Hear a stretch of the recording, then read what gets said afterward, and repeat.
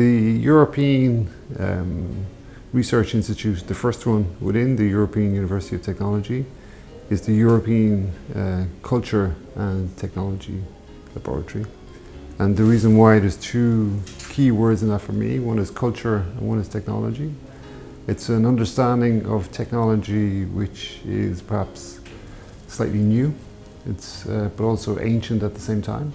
So when we go back to the origin of the word technology, in ancient Greece we get two terms, we get techne and logos. And techne refers to all forms of techniques, all forms of mediation in the world. And logos refers to all types of discourse of technology itself. But technology sometimes is understood simply to be instruments or tools in the world. And what we're trying to do is to explore technology as a process of becoming human. So we become human through technology, so not separate to us, they're actually part of who we are. So for example, glasses, these are kind of prosthetic devices that we use which enable us to become who we are in the world. So within the term technology and culture, what we're trying to do is explore the social, economic, cultural context through which technology evolves and takes place. So that involves the history of technology and technological evolution, but also looking to the future of other forms of technologies. Yeah, so what's a little bit unusual about the ECT Lab, the European Culture and Technology Laboratory, is that it's looking at questions of technology and society across 8 universities. And some of those universities are linked historically to technical education, a more vocational approach to education, and others more recently have become technological universities, which are universities which have also arts, humanities, social sciences. So what's a little bit unusual about the participants in ECT Lab is that it's across these 8 technological universities where we've brought together a critical mass around questions of technology and society from the arts, humanities and social sciences. I think key aspects of the European University of Technology is looking at questions of European values and technology. So if we imagine we have within the world, we have different forms of technologies which have evolved. We have examples which come from China, examples which come from America, but what we've tended to have are technologies which are linked to forms of extraction of value or money. So what we could think of is a term like acceptance. We have biodiversity, so we need to also accept that we have a form of technodiversity, that we have different types of technologies from different cultures. And that's part of the role of the ECT Lab, is to bring that to the European University of Technology. Well, one benefit we could think of immediately is questions around ethics. So if we imagine that the ECT Lab is promoting new forms of responsible technological innovation and questions of ethics, what we do immediately is we have an impact on how we can understand questions of ethics and artificial intelligence, for example.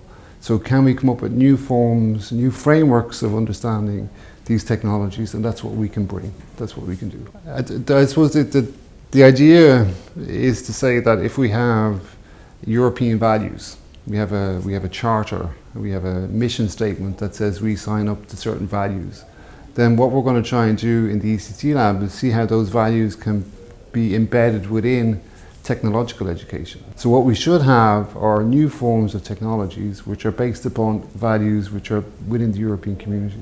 So you can think of things, simple things like we have a version of social media platforms like Facebook, etc., or TikTok. You could also imagine other forms of open source social media platforms which enable people to connect, to take the positive aspects of social media without constantly having a form of monetary extraction of that exchange.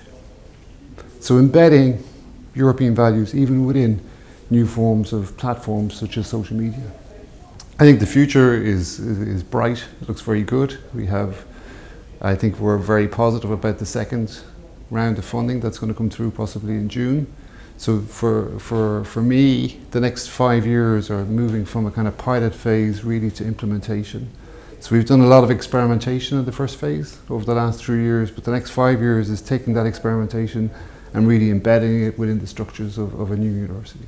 So we have the ECT Lab organises an annual conference, and it was very kind of brave, within the European University of Technology to enable this type of experimental laboratory coming from more the social sciences, arts and humanities.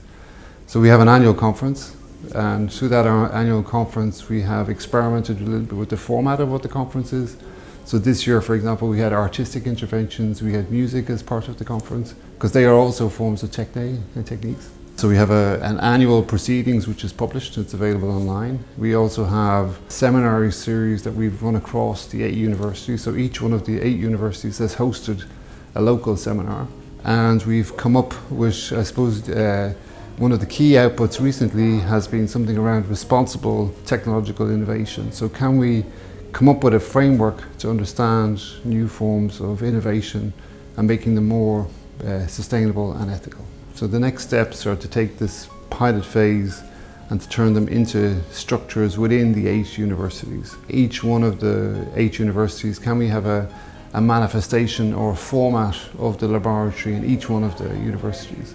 So either it's an allocation of space or an allocation of human resources to the lab in each one of the universities. Overall, for the EUt, for the European University of Technology, the next steps are really to do with the next phase. So how we put in place structures within the next phase which enable us to deliver the overall mission. I think what's happened over the last 3 or 4 years has been increased awareness of the importance of the relationship between technology and society. And I think that's a key role that we have. So what the questions that we're asking about the relationship between technology and society have now become questions which are in the general public, they're in the media in general. So I think in one way that's our role, is to help prompt that discussion.